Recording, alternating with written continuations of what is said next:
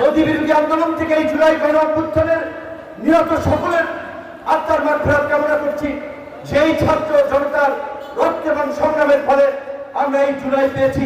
সেই ছাত্র জনতাকে আমরা সেলুট এবং সালাম জানাচ্ছি।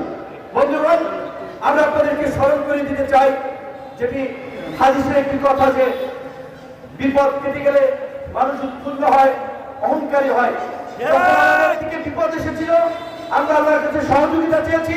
দল মত নির্বিশেষে ফাঁসিবাদের বিরুদ্ধে রুখে দাঁড়াতে সকলকে আহ্বান জানিয়েছি। কিন্তু ফাঁসিবাদের পতন হয়েছে, অনেকখানি বিপদ কেটে গিয়েছে। আজকে আমাদের অনেকের মধ্যেই ফাঁসিবাদী আচরণের বহিঃপ্রকাশ দেখতে পাচ্ছি।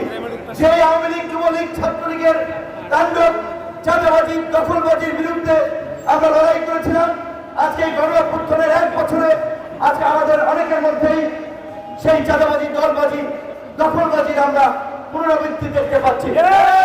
সেই ফ্যাসিস্টের বিরুদ্ধে আমরা বুকের তাজা রক্ত দিয়ে, জীবন দিয়ে লড়াই করে আজকের এই নতুন বাংলাদেশ জাতিকে উপহার দিয়েছি।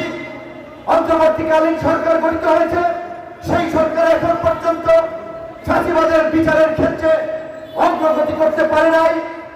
ফাঁসিবাদকে নিষিদ্ধ করলেও ফাঁসিবাদের দোষরদের আস্ফলন এখনো দেখা যায়। আপনারা জানেন, গত 16 বছরে এই আওয়ামী ফাঁসিবাদকে টিকিয়ে রেখেছিল ওই 14 দলের শরিকরা। তাদের একটি শরিক দল হচ্ছে জাতীয় পার্টি। আজকে আওয়ামী লীগ নিষিদ্ধ, কিন্তু জাতীয় পার্টির আস্ফলন আমরা দেখতে পাচ্ছি।